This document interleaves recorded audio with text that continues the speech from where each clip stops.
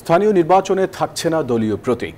এরই মধ্যে এই সংক্রান্ত একটি অধ্যাদেশের খসড়া মন্ত্রিপরিষদ বিভাগে পাঠিয়েছে মন্ত্রণালয়। আর এর ফলে রাজনৈতিক দলগুলো এখন আর আনুষ্ঠানিকভাবে কোনো প্রার্থী মনোনয়ন দিতে পারবেন না। সংস্কার কমিশনের প্রধান অধ্যাপক তোফায়েল আহমেদ জানান, মনোনয়ন বাণিজ্য বন্ধ করতে দলীয় প্রতীক বাদ দেওয়ার সুপারিশ করেছিলেন ছাড়া। সাধারণ ভোটাররা বলছেন, এতে একদিকে হানাহানি কমবে, অন্যদিকে নির্বাচনে আগ্রহী হবেন নির্দলীয় প্রার্থীরা। বিস্তারিত জানাচ্ছেন নাইম আল জিকো। সিটি কর্পোরেশন, উপজেলা, পৌরসভা ও ইউনিয়ন পরিষদে দলীয় প্রতীকে নির্বাচন বিধান বাতিল হচ্ছে।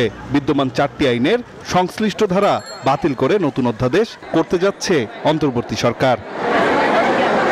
এর ফলে রাজনৈতিক দলগুলো স্থানীয় সরকার নির্বাচনে আনুষ্ঠানিকভাবে কোনো প্রার্থী মনোনয়ন দিতে পারবে না, সবাই হবে নির্দলীয়।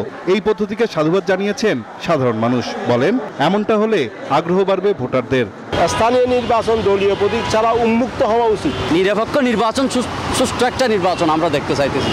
দলীয় প্রতীক থাকলে মনে এক পক্ষ এক পেশে হয়ে যায়, হ্যাঁ, আর দলীয় প্রতীক না থাকলে সর্বদলীয় সবাই সমর্থন করতে পারে। দীর্ঘদিন ধরে স্থানীয় সরকার নির্বাচনে দলীয় প্রতীকের ব্যবহার বন্ধের দাবি জানিয়ে আসছিল বিভিন্ন রাজনৈতিক দল। এই বিধান বাদ দিলে রাজনৈতিক দলের সঙ্গে সরাসরি সম্পৃক্ত নয় এমন অনেক যোগ্য ব্যক্তিও নির্বাচনে আগ্রহী হবেন বলে মনে করেন। এক্সট্রিম মশার কয়েল প্ল্যান্ট ফাইবার দিয়ে তৈরি, তাই সহজে ভাঙে না, সুগন্ধিযুক্ত ও নিরবিচ্ছিন্নভাবে জ্বলে। ডেঙ্গু, চিকুনগুনিয়া বাহি সহ যে কোনো মশার বিরুদ্ধে দেয় এক্সট্রিম সুরক্ষা। করছেন স্থানীয় রাজনীতিবিদরা। জেনারেল পিপলের কাছে সাধারণ গ্রহণযোগ্যতা যার বেশি, সেই স্থানীয় সরকার নির্বাচন করবে। This is not the symbol of political. দলীয় প্রতীক এখানে থাকে, যারাই রাষ্ট্র ক্ষমতা থাকবে তাদের একটা প্রচ্ছন্ন প্রভাব সেখানে একটা কাজ করে। তাতে মানুষের মধ্যে যে ভীতি, প্রশাসনের মধ্যে একটা অস্বস্তিকর পরিবেশ তৈরি হয়, সেই পরিবেশ থেকেও মুক্ত থাকবে। 2015 সালে আওয়ামী লীগ সরকার স্থানীয় সরকার নির্বাচন প্রতীকে করার সিদ্ধান্ত নেয়।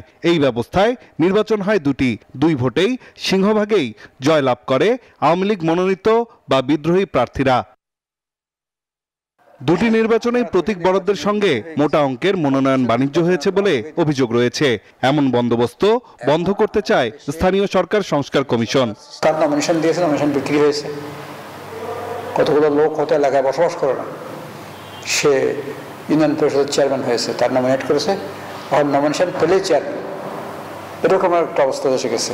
নমিনেশন বাণিজ্যটাই কিন্তু বন্ধ করারই মূল একটা কারণ, অন্যতম কারণ এই দেশে। এই অন্তর্বর্তী সরকারের সময় যে কমিশন হয়েছে, দুই কমিশনেরই প্রস্তাব হচ্ছে আমাদের স্থানীয় সরকার নির্বাচনটা দলীয় প্রতীকে না হোক। আওয়ামী লীগ সরকারের পতনের পর সব সিটি কর্পোরেশন, জেলা পরিষদ, উপজেলা পরিষদ ও পৌরসভার মেয়রদের অপসারণ করে অন্তর্বর্তী সরকার। এসব পদে দায়িত্ব দেওয়া হয় সরকারি কর্মকর্তাদের। নাইম আল জিকো, নিউজ 24, ঢাকা।